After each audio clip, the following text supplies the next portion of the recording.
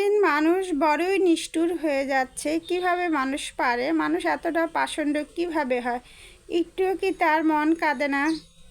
আসসালামু আলাইকুম এভরিওয়ান, সবাই কেমন আছেন? আলহামদুলিল্লাহ, আল্লাহর রহমতে আমরা সবাই ভালো আছি। আসলে শুক্র শনিবার এত ব্যস্ততার ভিতরে ব্লগ ভিডিওগুলো দেওয়া যায় না, মানুষজন থাকে, আসলে ভয়েস দেওয়াটা পসিবল হয় না।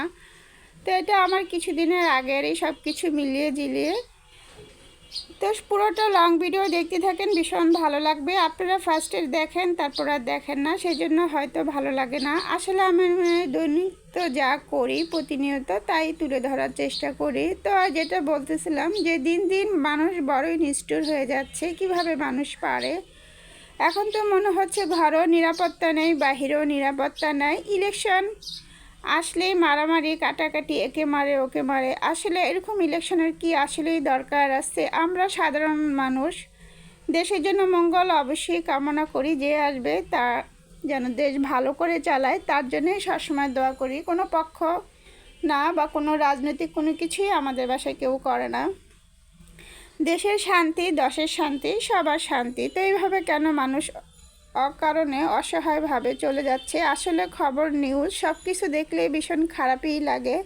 তো আসলে যারা এগুলো করে তাদের মনে কি আসলে একটু মায়া দেওয়া খারাপ লাগে না? যার যায় সেই বুঝে।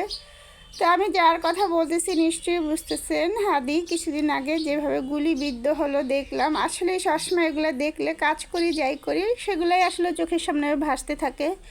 তো আসলে যার ফ্যামিলিতে এগুলো হয় সেই এগুলো নিয়ে বুঝে কতটা খারাপ, কতটা লাগে। আমরা সাধারণ মানুষ এগুলো দেখে ঠিক থাকতে পারি না। খারাপ মনের অজান্তেই দেখা যায় চোখ থেকে পানি চলে আসে। আসলে এগুলো আমাদের কাম্য না।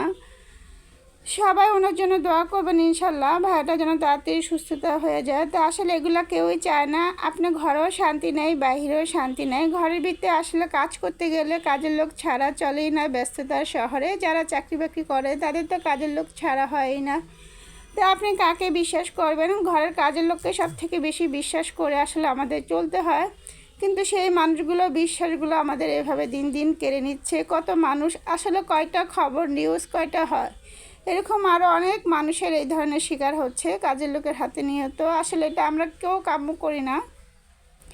আমরা আসলে সাধারণ মানুষ, আমরা হয়তো দিন দিন মানুষের কাছে মনে হয় অসহায় হয়ে যাচ্ছি। বাহিরে গেলেও শান্তি নাই যে কখন কি হয়। বাসায় আসলে কাজের লোক রেখে শান্তি নাই যে কখন কি হয়। এগুলো ঘটনা দিন দিন বেড়েই চলতেছে। আসলে এই দেশে আইন কারণ সব কিছুই আছে, কিন্তু সব থেকে বড় যেটা হচ্ছে আল্লাহ এই সমস্ত মানুষকে যেন বেশি বেশি করে হেদায়েত দান করে।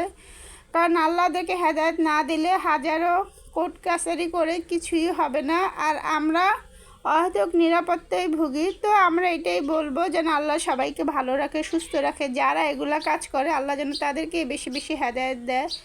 এগুলা কারোরই মঙ্গল না। তো আজকে আমার লং ভিডিওটা এই পর্যন্তই। আল্লাহ হাফেজ।